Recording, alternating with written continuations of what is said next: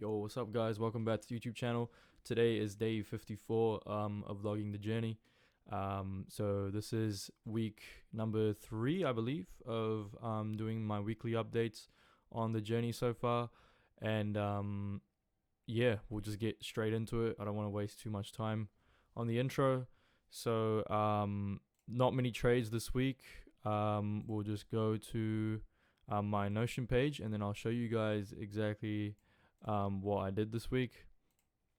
So yeah, I made a new funded simulation account. So it's just called like funded simulation number 2. The funded simulation number 1 and also number 2, which I haven't taken any trades on yet. As you can see, total trades is 0 on the second one, and total trades on the first one is 2 trades. So yeah, so I was trying to simulate a funded account and see how I would go. And this week, so I would have ended up blowing the account, unfortunately. But we learned a lot this week in terms of like waiting for good market conditions and filtering out a lot of shit that I would have previously, or if not previously, but as you can see this week, I would have taken those trades. And I think that's what it's all about for me now, is to filter out trades that just don't fit my plan, and just filtering out trades that, ended up in more losses than wins. So I just need to cut my losses and just keep trading the way that I trade. And to do that, I have to look back at my losses and then see what I did wrong, and just go back to the drawing board. And yeah, just obviously there gets to a point where you have to accept losses because, like, your strategy, whatnot. But yeah, I'm just trying to just take really, really good trades. But yeah, anyways, we'll just get into it. So on Tuesday, which was Monday in US time, right? So this is the trade that I took. I'll just go over the screenshots. The reason for taking this trade is because NQ and ES had similar price action, and then like I was looking for shorts because like both of them had taken out 1 hour highs and London highs during pre-market. But like before I got my entry price, price had already tapped into 1 hour low, and the entry was very early into market open. So I decided to wait patiently for a reversal to the upside. Here we don't get any moves up and just keep moving down, taking out 1 hour / London low as well, and then eventually taking out Asia low on both indexes. After 4 a.m., which is was it 10 a.m. in US time, right? Was it Eastern time? And here I see price giving a bullish inverse fair value gap, and then a retracement and a closure out of a fair value gap, which I entered the trade off of, thinking that it's going to be a reversal. So I've got here what I would do differently. So what I would do differently is I would have checked the 1 hour candle and structure after 4 a.m. and would have seen that, oh shit, we've broken structure to the downside and closed past 2 levels and not just one, like on the 1 hour time frame. So we shouldn't be looking for trades at all today because our draws on liquidity have already been blown past today. So yeah, just going over the screenshots, like that is the trade that I took. So after 4 a.m., I should have really just checked the 1 hour and 4 hour just to make sure that we hadn't broken past. But obviously, like, we took out this 1 hour low and this 1 hour low as well. So bro, like after that, I should have really just made sure to check the 1 hour time frame, but I didn't do that. And yeah, that ended up being a consequence for me, and we ended up losing on Tuesday. And then we moved on to Wednesday's trade. So the reason I took this trade because NQ took out the London high and a 1 hour high during pre-market, while ES took out the London high and a 1 hour high and a 4 hour high during pre-market. I decided to trade NQ today because it took out just the 1 hour liquidity, while ES took out the 4 hour liquidity and 1 hour liquidity. After I decided this, I scaled down to the 1 minute time frame, where I saw a 1 minute inverse fair value gap and a breaker structure after market opened. Afterwards, I saw price retrace into a 1 minute fair value gap, and then I saw a bearish closure out of it, which I entered this trade off of today. The bearish closure candle closed outside of the fair value gap and formed a breaker structure of the most recent low, and also closure was past 79% mark of the Fibonacci tool.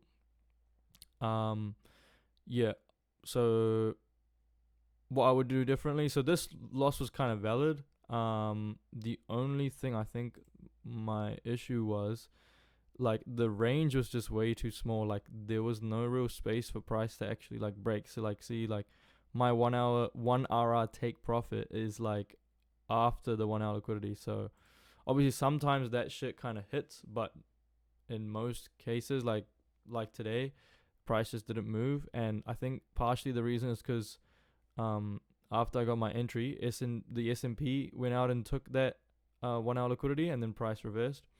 We also had NFP on this day as well, so that is part of the reason why I think price action was kind of shit today.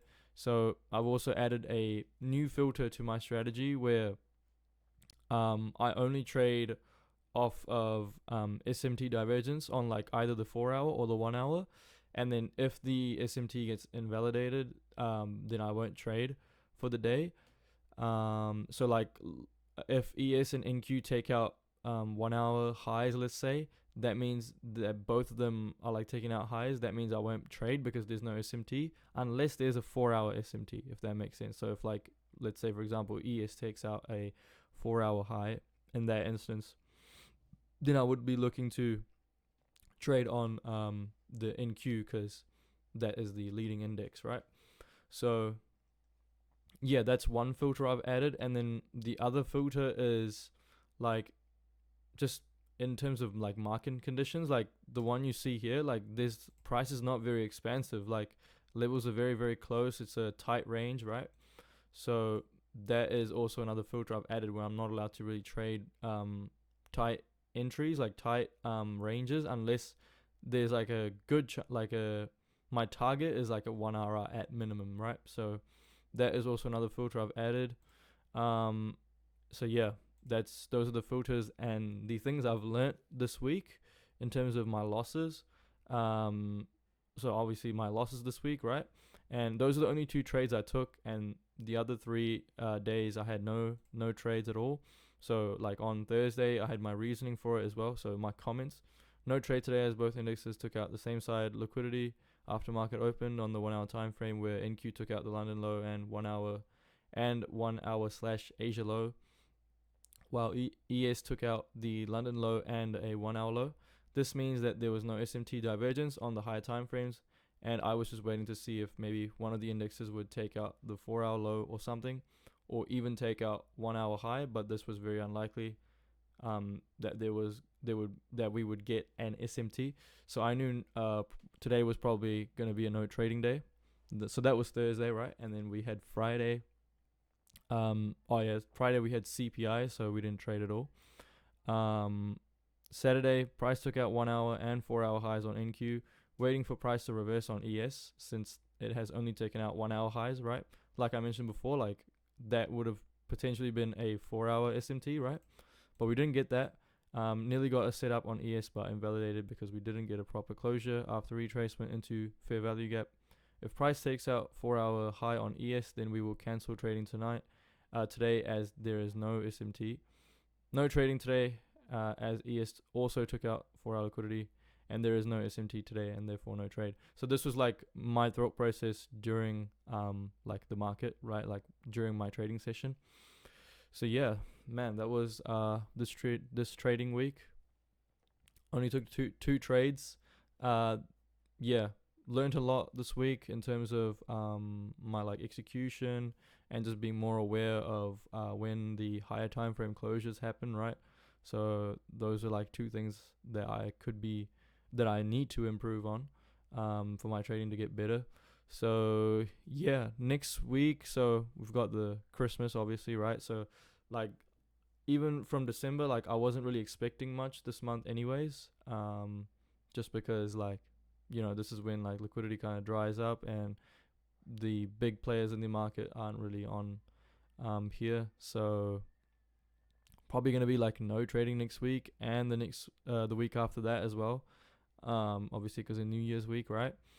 So most likely next trade probably gonna be like on the 6th of January, right? Like in January is when we will actually have proper trading days, when we actually do shit, and the market actually moves, right?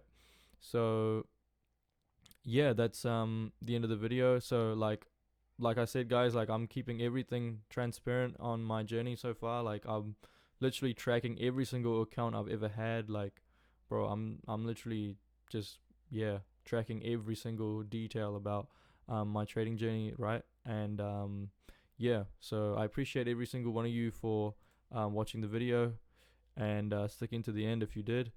Um, yeah, I'll catch you guys in the next video. If you're new to the channel, like hit the subscribe button if you can. Just helps me out like a lot. So yeah, I will catch you guys in the next video. I'll probably just make, if I don't take any trades next week or the week after that, I'll probably just make a one video like reflecting on the year before the new year. So yeah, I will, yeah, I'll catch you guys in the next video. Laters.